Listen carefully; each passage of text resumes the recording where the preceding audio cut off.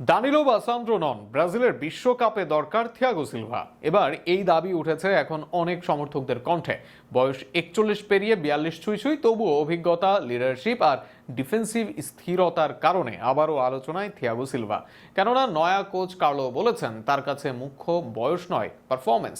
প্রশ্ন হচ্ছে, নতুন কোচ কার্লো কি এই অভিজ্ঞ ডিফেন্ডারকে আবারও ডাকবেন? দানিলো সান্দ্রোদের রেখে সুযোগ দিবেন ডিফেন্সের আসল বসকে? সেই আলোচনা নিয়ে থাকছে প্রতিবেদন। ইউরোপ থেকে এসেছেন ব্রাজিলের লিগে, তবে সেখানেও সুযোগ হচ্ছে না তেমন। এরপরেও কার্লো আনচেলত্তির নোটবুকে দানিলো অভিজ্ঞতার খাতিরে ডাকা হচ্ছে এই ডিফেন্ডারকে। ঘরোয়া লিগে ফুলব্যাকের দায়িত্বে কমই দেখা যায় দানিলোকে, তবুও কেন তাকে ডাকা আবার, সেই প্রশ্নের উত্তর অজানা অনেকের কাছে।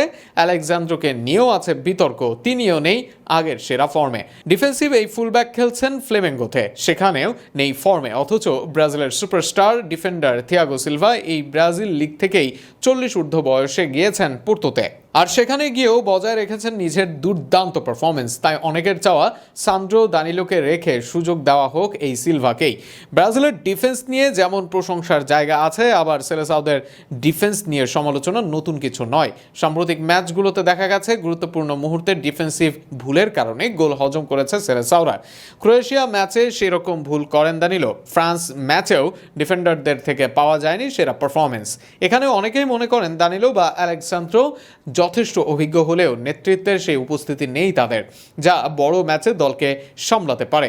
এই জায়গাতেই থিয়াগো সিলভার গুরুত্ব সামনে আসে। তার পজিশনিং, গেম রিডিং এবং চাপের মুহূর্তে ঠান্ডা মাথা, এই গুণগুলো আজও বিশ্বমানের। চেলসিতে খেলতে খেলতেই তিনি প্রমাণ করেছেন বয়স শুধু একটা সংখ্যা মাত্র। বর্তমানেও খেলছেন ইউরোপের শীর্ষ ক্লাব পোর্তোতে। ইউরোপের সর্বোচ্চ লেভেলে খেলে এখনও তিনি দলের অন্যতম নির্ভরযোগ্য ডিফেন্ডার। টেকনিক্যাল কারণেও সিলভাকে দলে চাইবে ব্রাজিল ভক্তরা। কার্লো আনচেলত্তির কোচিং স্টাইল সাধারণত ব্যালেন্সড ও অভিজ্ঞতা নির্ভর। তিনি জানেন বড় টুর্নামেন্টে শুধু ট্যালেন্ট নয়, প্রয়োজন ম্যাচ ম্যানেজমেন্ট। সেই দিক থেকে সিলভা হতে পারেন পারফেক্ট ফিট, বিশেষ করে নকআউট ম্যাচে, যেখানে এক মুহূর্তের ভুলেই বিদায় নিতে হয় দলকে।